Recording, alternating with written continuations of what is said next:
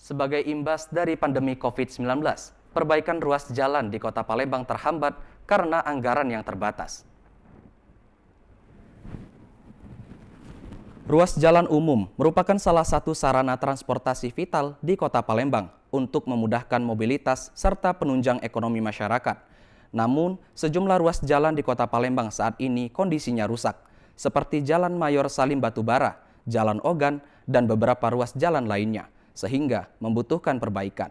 Terkait hal ini, Wakil Wali Kota Palembang, Fitrianti Agustinda, mengatakan proses perbaikan ruas jalan di Kota Palembang terhambat oleh anggaran, sehingga sebagai imbas dari pandemi COVID-19, karena sebagian besar anggaran difokuskan untuk sektor kesehatan.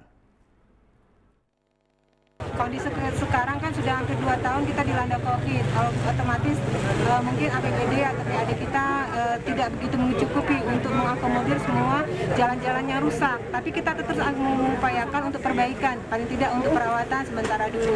Jadi kami mohon kesabaran dari masyarakat, karena secara nasional maupun pemerintah Kota Palembang sendiri kan sedang mengalami musibah, dalam arti kita sedang mengalami musibah COVID-19.